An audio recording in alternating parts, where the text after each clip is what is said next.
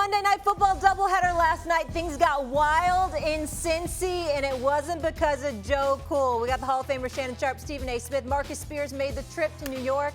Thank you so much. It's so good to have you in studio. Much love. Guys, let's get right into the action. Jayden Daniels stood in the pocket against an all-out blitz, took a hit from Bengals safety Geno Stone, and launched a perfect ball to Terry McLaurin in the corner of the end zone for the incredible TD. The number 2 overall draft pick threw for 2 touchdowns and ran for a score in an impressive performance. And the Commanders stunned Joe Burrow and the Cincinnati Bengals 38-33 on Monday night as the Bengals fall to 0-3. Joe Burrow's at the mic.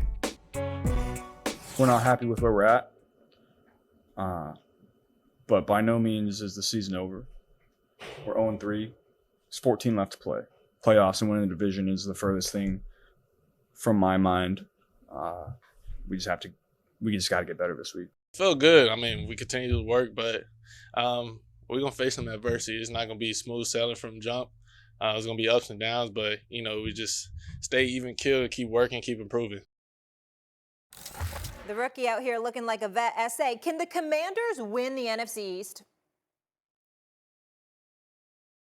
Well, I think it's possible. I don't think they will. I'm not going to tell you that it's not possible. Quinn is a former defensive coordinator in Dallas, former head coach in Atlanta, has an idea about what he's doing. The blemish on his career was blowing a 25-point lead in the Super Bowl to the New England Patriots. But we all know the man can coach, and the man knows what he's doing. And so him being the head coach in the nation's capital, having a quarterback like Daniels, who's leading the league in completion percentage right now. And last night, 91% completion percentage. I mean, that's an NFL or a single game record for a rookie. He was absolutely sensational, deserves a lot of credit. When you've got a guy like him that is a playmaker that can make things happen, it does serve to inspire your team and get a bit better.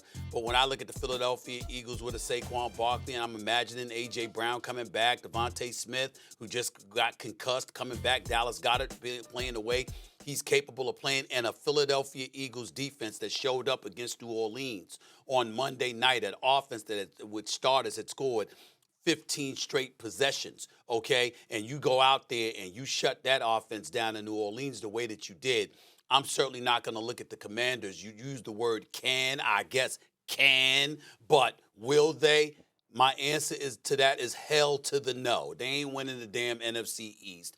That's going to be the Philadelphia Eagles, but they could come in second place. I'll give them that. Hell to the no. Haven't heard that one in a while. Shannon, that's a throwback. Yeah, I agree with Stephen A. I don't think, can they beat anybody in the division? Yeah, they showed they can play well enough to beat anybody in that division on any given Sunday, home or the road. But when I look at this team, and they ran the ball okay last night, do I think they can run the ball well enough to cause somebody like Dallas a problem? I don't. As Stephen A. mentioned, the Philadelphia Eagles showed a resemblance of a backbone on both sides of the line, offense and defensive line. They were able to get after the hottest team in the NFL in the New Orleans Saints and totally stymie them. But Jayden Daniels, he was unbelievable. And I think the thing is, like, when you have a great quarterback, a young quarterback, a very, very good quarterback that seems like he has greatness that's just ready to just burst out of him. Swagoo, when you have that guy, you don't go into games hoping. You go into games expecting to win. And I think Washington Commanders, now they expect to win, having seen the way he's played over the first 3 weeks of the season, and to go on the road in a hostile environment. That was a game. You don't think Cincinnati circled this game? They're 0-2. They wanted to get to 1-2, and he says not today. And he stood in there. They came with a bomb blitz. They call it zero blitz now. And he stood there and took one. Yeah. He had one early on the other side to McLaurin, and he threw it out of bounds. He's like, I'm not making that mistake again. Will they win the division? I don't believe they'll win the division. I think that's going to be the Eagles or the Cowboys. But can they cause some problems? But I like what I'm seeing from the Commanders moving forward, though. Yeah, can they win the NFC East? Yes. And it's what you said, Shay. And Stephen A., you alluded to it too. Like, obviously it's early in the season. It's wishful thinking to think that we know everything about these teams. That was a super impressive win on the road against the Cincinnati Bengals. The problem that I have with will they is that I thought the win by the Philadelphia Eagles was more impressive than anybody. The Saints had put up 91 points in the first 2 weeks of the season. And for a defense from Philly to go in and do what they were able to do, and we know that they can be explosive offensively. Philly, I'm talking about, if they get things fixed.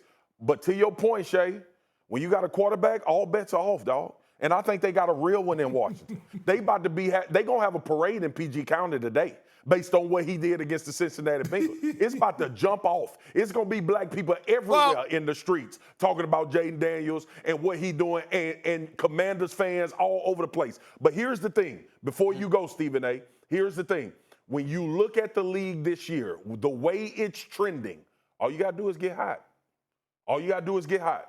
And the Commanders have the talent now, I believe, to get hot enough to be in that conversation with winning the NFC East when it's all said and done. I don't believe that. I think you're going to a little bit too far there in terms of winning it. You know, battling for second place within the division, sure. But winning the division, I don't see that. Not when I see if the Eagles are fully loaded. I just don't believe that. That's number one.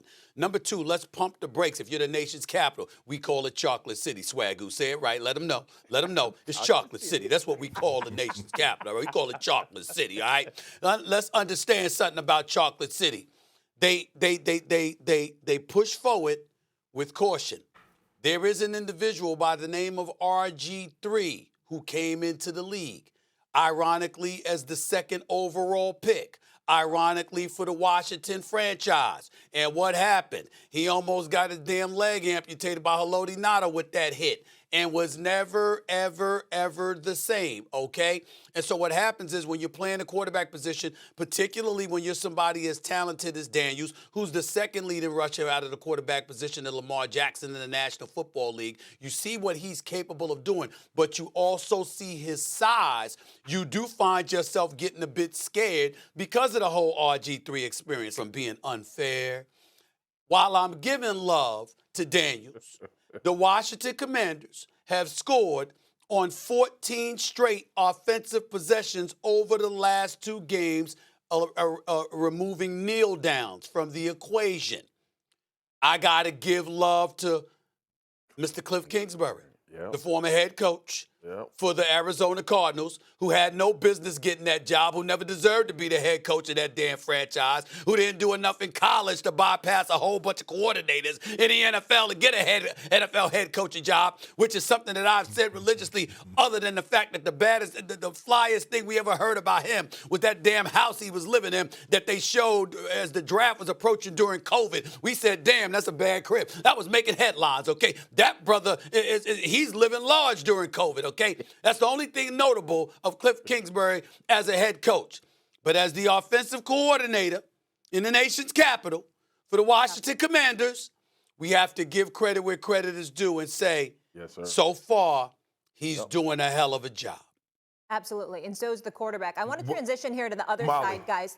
Yep, go ahead, Shannon. I wanted to say, but Stephen A., the one thing we'll never, ever accuse Kliff Kingsbury of not being able to do is to coach quarterbacks, is to get an offense prepared to play. Now, we can call into question his ability to be a head coach, to be the lead dog, special teams, offense, and defense. But the one thing he and Lincoln Riley can do, they can prepare quarterbacks, and they can call up an offense. Now, we got to give him credit on that. And right now, he has Jayden Daniels, who has 55 career college starts. Let's not forget that. 55 career college starts.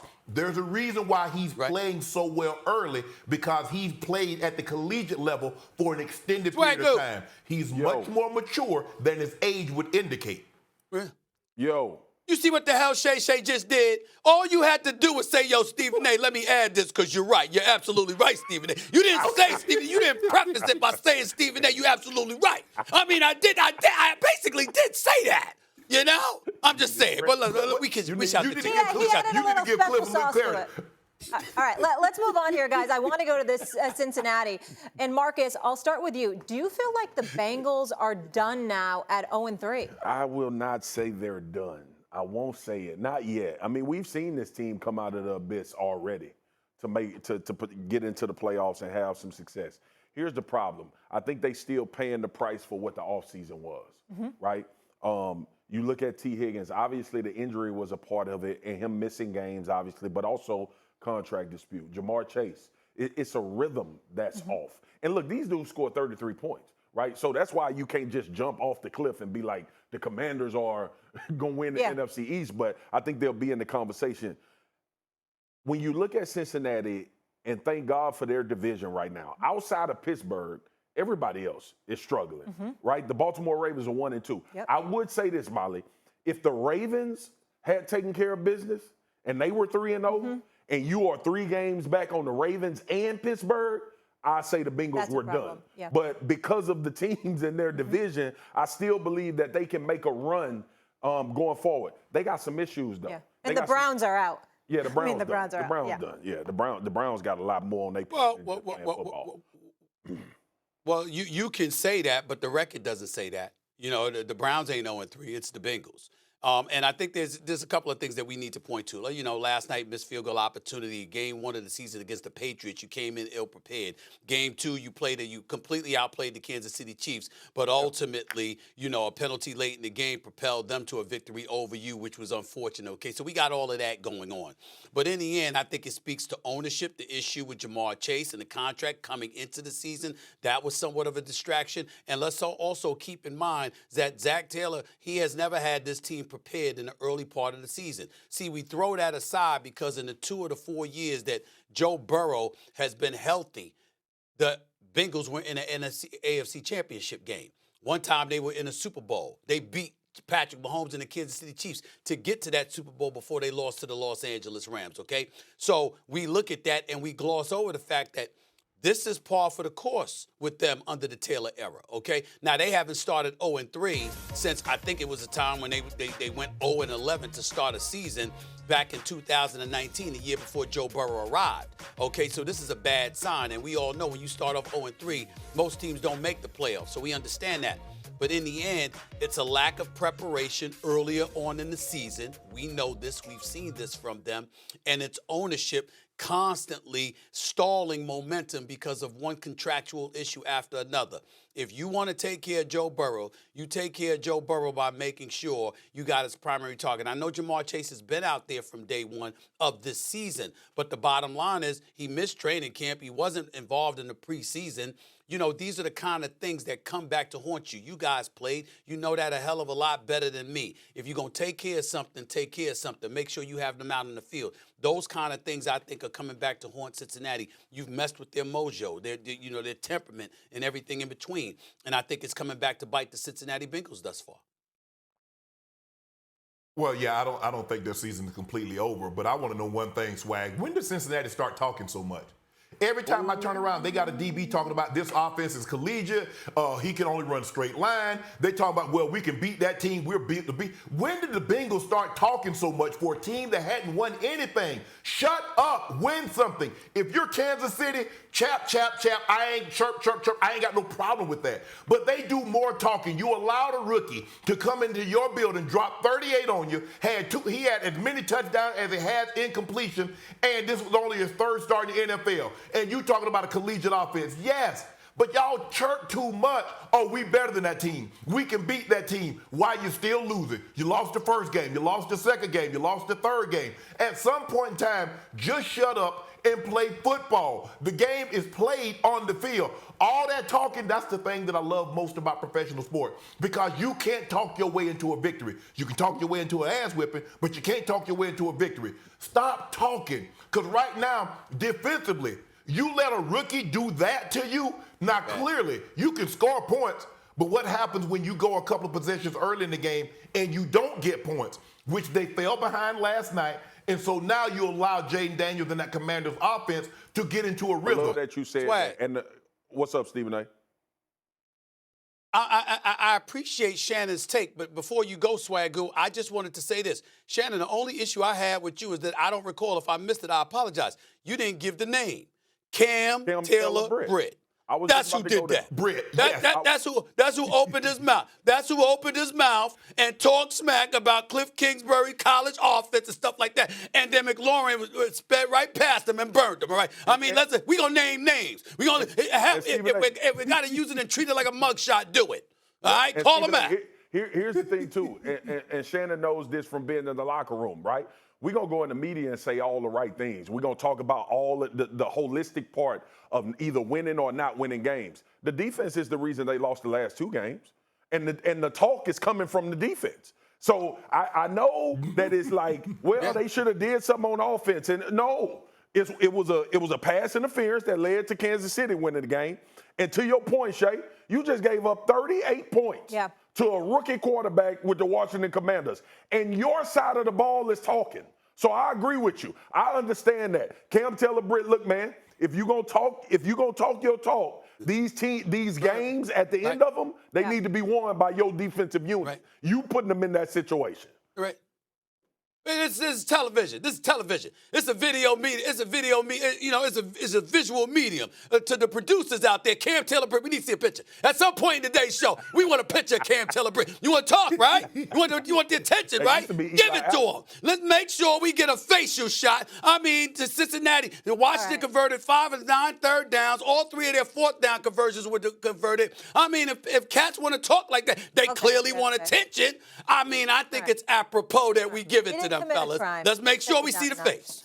Let's make sure. I said that. Well, Shannon and Swaggle saying he did commit a crime. He did. Cincinnati now has a 34% chance to make the playoffs, according to our analytics.